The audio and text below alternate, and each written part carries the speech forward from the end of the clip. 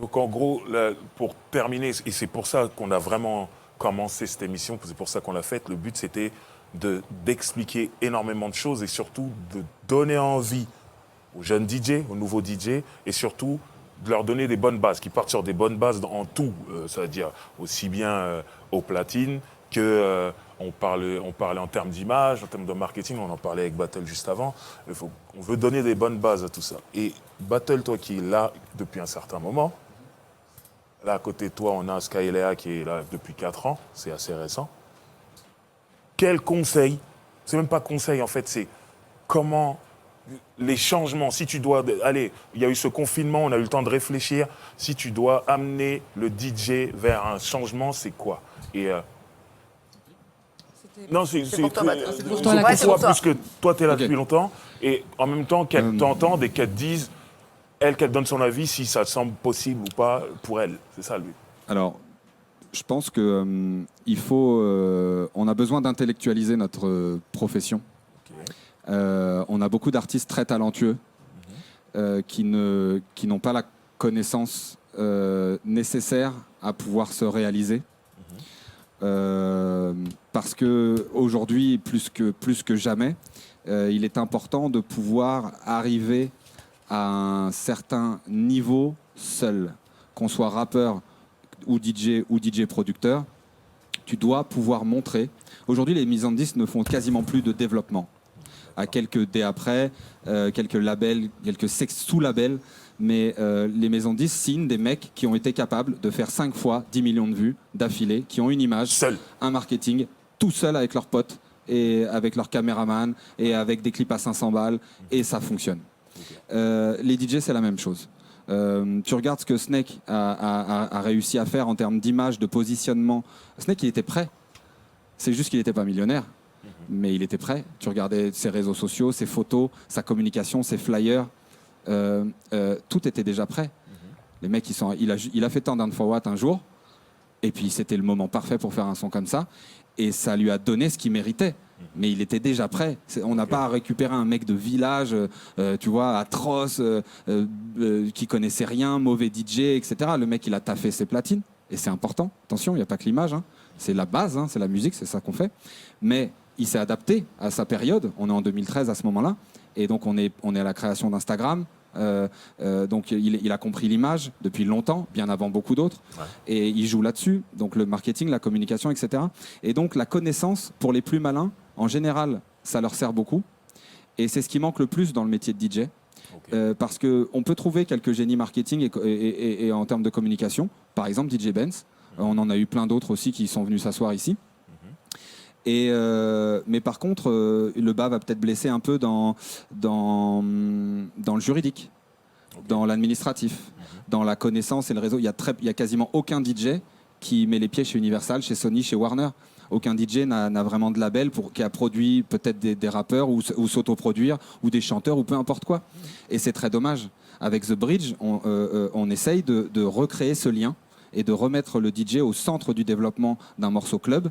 Et du coup, les directeurs artistiques, les managers, les rappeurs se rendent compte que y a DJ machin à Bordeaux, à Nantes, etc., qui joue mon son.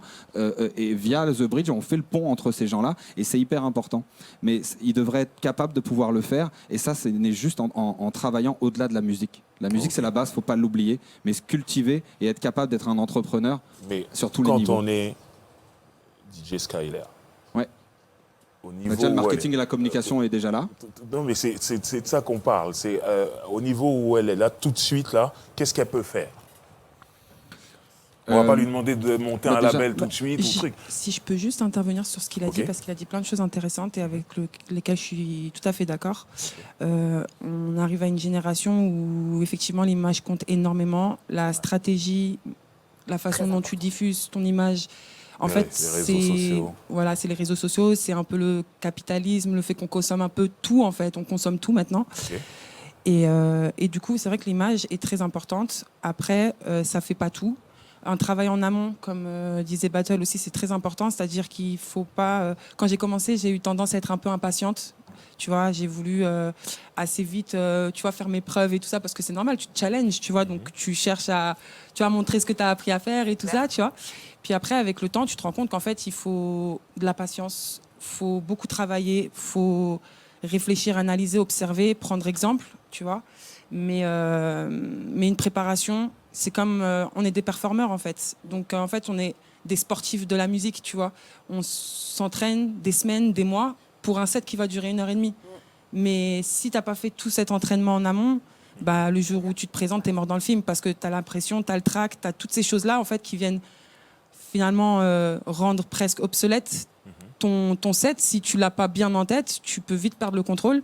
Et c'est ce qui m'est arrivé. Et c'est ce dont j'avais besoin pour rebondir et dire, bon là, tu as voulu aller trop vite, tu as voulu faire ci comme ça. Et donc tu retiens des leçons et tu patientes et tu travailles plus dans les coulisses avant de te représenter sur scène. Donc là-dessus, sur Battle, En réalité, il y a eu quoi, 20 invités, Ouais, 15, 20, 23, une vingtaine d'invités. À nous 20, on est un DJ top. Si tu nous mets nous Ouais, 20 c'est en dit, un seul ouais, gars, on on est a un super super DJ. DJ. Mais je crois Tu vois même super méga Et, top. C'est pas et pour nous pour rincer, répondre à mais- ta question, c'est vrai que eh bien, ça va être pour Skylea, ce qui va être tout l'enjeu. Donc l'avantage compétitif. Ce qui est important, c'est qu'un DJ sans avantage compétitif, qu'il soit son physique ou son genre d'ailleurs, parce que c'est vrai que des femmes en DJ hip-hop, on n'en a pas Il n'y en a énormément. pas beaucoup. De plus en plus, c'est cool, mais pas assez. Des super DJ techniques, encyclopédie de la musique, capables de tout faire, tout terrain. Eh bien, il faut avoir un avantage compétitif. Donc son avantage compétitif, il est obvious. Donc elle l'a compris, pour se battre contre les nénettes qui font n'importe quoi, à la manière de Hayen, il va falloir être crédible au platine. Parce que quand tu vois une nana au platine dans un milieu macho comme le hip-hop, tu dis ouais d'accord, elle fait play, genre Paris Hilton, tu vois, qui faisait play sur des mix qui étaient déjà enregistrés. Sans Donc les nu. nanas, elles bossent 2 fois plus parce qu'il faut pouvoir être challengé. Il y avait Tissia tout à l'heure, parce qu'il faut qu'elles mixent, faut qu'elles scratch un minimum. On leur demande pas de faire les DMC. Et qu'elle soit jolie. mais- en Et plus. du coup, en plus, On pas te forcément. demande. On a des, mais c'est votre avantage compétitif. Parce que il faut se dire la vérité. Quand tu bookes une nana, en vrai, c'est parce que c'est le physique. Tu veux un truc frais, donc vous faites des défilés de mode, vous faites des petits événements télé, des trucs sympas, où c'est un peu trendy. Parce que sinon, en vrai, tu prends un bonhomme. Pourquoi et pourquoi? Parce que Pourquoi? Parce justement. que je suis pas du tout d'accord, moi. Ouais, moi, Mais mais c'est normal que tu sois pas d'accord. Mais ce que je veux dire, c'est Parce je que te là, donne t'es pas très dans mon le avis. cliché. T'es un peu dans le cliché quand même. Évidemment, mais alors Ah ouais. les patrons de club dans toute la France, je te donne pas mon avis. Je me tu mets dans la m'exposes peau la réalité d'un un peu patron des de club. choses. Tu comprends? Et c'est pour ça que Bah justement, c'est il comme veut ça. les deux. Il veut autant elle soit jolie et aussi que musicalement Et c'est efficace. d'ailleurs Alors votre cas. qu'un homme, on lui demande pas d'être jolie. On Clairement. lui demande juste un peu de swag et C'est là, d'être c'est efficace. C'est pour ça que je vous disais tout à l'heure que vous avez quand même 2 fois plus de taf que Ouais, moi. c'est vrai, je sais. Et c'est dommage. Mais c'est vrai que le patron de club de base, c'est comme ça qu'il va réfléchir. Et c'est dommage d'ailleurs. Et c'est d'ailleurs pour ça qu'il n'y en a pas beaucoup, parce que qu'est-ce qui fait la différence entre un DJ qui mixe et un DJ qui est peut-être tout aussi bon et qui mixe pas? Simplement que le gars s'est découragé parce qu'il n'a pas tenu assez longtemps. Je pense que tu as mangé des pierres pendant longtemps. On a tous mangé des pierres pendant longtemps, jusqu'au moment où ça marche. Et certains autres qui avaient plus de talent que nous se sont découragés plus vite et ont fini banquier, menuisier, peu importe. Parce que les gars pouvaient pas tenir. Et c'est ça qui fait, c'est la persistance. La passion et la persistance. Et clairement, en tant que femme, vous avez un double boulot. Et c'est vrai qu'aujourd'hui, il va falloir prouver que tu es à la hauteur de ton image. Parce que bien évidemment, quand on voit ta photo, c'est cool, on a envie de te booker. Mais étant donné qu'il y a des centaines de nénettes avant toi qui ont fait n'importe quoi, C'est qui ont ça. mixé seins nus, Ouais, c'est vrai. des On m'a déjà décolletés de proposé ça. fous, Bien sûr. etc., des nanas qui sont pas capables de faire un scratch ou de trucs, etc. Et ben du coup, tu dois te battre contre ça parce que tu as des mecs qui vont se dire ah ouais, mais parce que il y a des Russes, des Slaves là qui sont en On m'a tournée, que déjà je croise proposé parfois. un mix, si tu peux mixer seins nus pour un gros cachet. Ouais, et Je l'ai c'est pas totalement fait, je vous débile. rassure. Non, mais c'est-à-dire que le sexisme, il démarre là, en fait, déjà. Tu vois, je veux dire, c'est complètement con. Mais qu'est-ce que tu me racontes? Pourquoi tu veux que je mixe un... Je mixe. Prends une stripteaseuse à côté. Voilà, c'est tout. Chacun son travail. Voilà. Mais ce que je veux Merci, dire, c'est que Baptiste. automatiquement, il y a des femmes qui ont fait ça avant vous. Ouais. Qui ont Bien été sûr. dans ce cliché-là. Et donc, c'est ce cliché-là qu'il va falloir que tu Il faut combattes. casser, qu'il faut briser, bien sûr. Et en plus, dans le hip-hop, t'es mal parti parce que il y a difficilement plus macho. Mais du coup, il y a un avantage compétitif à tirer et vous êtes peu nombreuses à avoir émergé. Et je vous encourage à aller encore plus loin parce que ça risque d'être cool. Merci. J'ai une question du coup, excuse-moi. Et ce sera la dernière. Et ce Du sera coup, la est-ce fin. que le DJ d'aujourd'hui, est-ce qu'il doit avoir plusieurs casquettes? C'est-à-dire la casquette autant travailler du coup son image et autant aussi talentueux bien sûr au platine. Du coup, est-ce que c'est ça le DJ d'aujourd'hui? C'est-à-dire qu'il doit être au taquet sur les réseaux sociaux, au taquet au platine et businessment parlant aussi pour les bookings, etc. Je pense qu'effectivement, de nos jours, il y a une exigence qui tient sur plusieurs domaines, en fait, que ce soit, comme on a parlé juste avant, le matériel, que ce soit les moyens que tu te donnes pour atteindre tes objectifs par rapport au mix. Ça veut dire, comme on se disait tout à l'heure, mixer à une platine. Donc ça, c'est vraiment le grand débat. Pour ma part, par exemple, j'ai qu'une seule platine. Financièrement parlant, j'ai pas eu le temps de m'acheter une deuxième platine. C'est en objectif, c'est en projet. Donc, bien sûr, je compte pas. En fait, je me limite pas à ma zone de confort en me disant voilà, j'ai une seule platine. Voilà. Je vais rester sur ma platine. Et non. Ouais. En fait, dès que j'ai l'occasion de mixer sur deux platines, je mixe sur deux platines pour toujours garder en fait la main. Parce que c'est important, à mon sens, de respecter les fondamentaux. En fait, tu veux faire le truc à ta sauce, fais le truc à ta sauce. En fait, c'est ce qui fera que, à mon avis, tu sortiras du lot. Mais respecte les fondamentaux, c'est-à-dire que dans n'importe quel métier, un boulanger, il fait son pain. En fait, il n'y a pas 56 façons de faire le pain, en fait. Il y en a une, il y en a deux, à la rigueur, il y en a trois. Et tu respectes ces façons de faire. Ou sinon, en fait, je sais pas, dis pas que tu fais du pain, en fait. Tu vois, et pour moi, mixer, ça revient un peu pareil, ça revient un peu au même, dans la mesure où si tu es limité par telle ou telle chose, tel paramètre qui fait que tu n'as pas eu les moyens d'avoir tes deux platines, par exemple, ben, faut persévérer, faut pas s'arrêter en fait à la zone de confort. Et donc, juste pour finir, je dirais que c'est important d'être OP sur tous les fronts, mais en même temps, c'est une charge de travail en fait. Faut savoir déléguer aussi. Parce que savoir déléguer, on ne peut pas exactement. porter toutes les casquettes. Il y Exactement, en a bien certaines sûr. qui seront trop grandes pour nous, quoi. Donc, il faut savoir s'entourer, avoir une bonne équipe. Il est Tout à évident fait. que sans savoir d'où on vient, on peut difficilement prévoir où on va. Ouais. Et donc faire ses devoirs et savoir ce qui s'est passé avant et avoir la culture musicale. Mais c'est une base et on n'en a même pas besoin d'en parler. On est en 2020, les gars, ça fait 40 ans qu'il y a du rap, on est tous au courant. Ceux qui ne souhaitent pas faire ce travail-là partiront d'eux-mêmes et le milieu les éjectera de lui-même naturellement. Bien évidemment que la connaissance et le multicasquette est tout de même important, notamment au départ. Mais une des fonctions du DJ aussi, c'est de savoir s'entourer. N'oublions pas qu'aux États-Unis, le moindre rappeur qui a fait 10 000 vues, il a déjà une assistante, un PR, un manager, etc. Vrai. C'est vrai. incroyable. Vrai. On s'est tapé Kendrick Lamar avec mon manager en fin des années 2000. Le gars, c'était personne. Hein.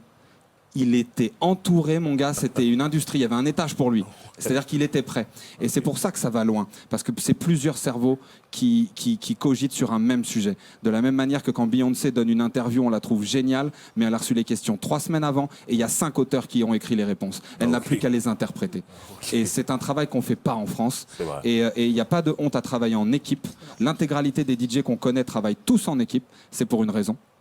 Et ce qui fonctionne, c'est le résultat de plusieurs cerveaux. Et bien évidemment qu'un DJ doit être conscient un minimum de ce que c'est que le marketing, la communication, le business, le juridique, pour pouvoir savoir de quoi on lui parle. Rien ne t'empêche de prendre un avocat, de prendre un business affaires qui va lui exceller, mais il faut que tu comprennes de quoi il parle. Sinon, tu vas te prendre des douilles comme dans les années 70 à la Dalida, Mon agent m'a volé, ou Sébastien Farran et Joey Star, pour les citer, puisque on est dans le hip-hop. Bonsoir. C'est le mot de- Coupé. Je rigole. Je voulais juste faire une dernière petite Ça, remarque. vraiment, faut que ce soit le mot de la fin, on termine. Ah, c'est fini, ok. Ouais, voilà. C'est bon, je suis désolé. En tout cas, merci à vous deux. Merci beaucoup. Non, merci à vous, C'était- bravo. c'était- Merci à c'était vous, merci vraiment pour super. super Et initiative. merci à Voilà. l'équipe technique aussi Ouais. qui a tenu pendant 3 Voilà. heures. Bravo, Ouais, les gars. merci beaucoup. Un grand Et les morceau. filles. Un grand morceau. Un Un grand merci. Un gros morceau. Au 25. Ouais. Au 25, il faut pas. Voilà. Merci pour nous avoir Merci, reçus ici. Merci à toi, Yann. Merci à C'était vous. super. Merci à tous. C'était magnifique. J'espère. J'adore cette coupe plaquée. Ça me gêne, je ne veux même pas me concentrer. Il faut mentionner l'imprimé Python rose, j'ai beaucoup aimé. Tu vois, c'est Noise, tu veux dire Super. quelque chose Merci à toi, Noise. Merci, Noise. Je vais poser une question à... Mais c'est trop tard. Non, c'est fini là. Ah, c'est que maintenant que tu te réveilles, Non, mais toi, ça parce passe, que ça c'est- passe. C'était quel était ton numéro, tu peux voir ça après, frérot. Donc merci à toi DJ Noise, merci à tout le monde, merci de nous avoir suivis. Il y aura sûrement une autre émission, je pense. Ça parle musique. J'espère qu'on vous a éclairé sur beaucoup de choses sur les DJ. J'espère qu'on a motivé beaucoup de DJ. Merci à tous les internautes qui ont réagi. Et voilà, suivez-nous. On est sur les réseaux. Ça parle musique. Vous cherchez, vous trouverez des pages et tout ça. Ok. Merci beaucoup à tout le monde. Merci à tous les invités. Gros big up à vous. Merci.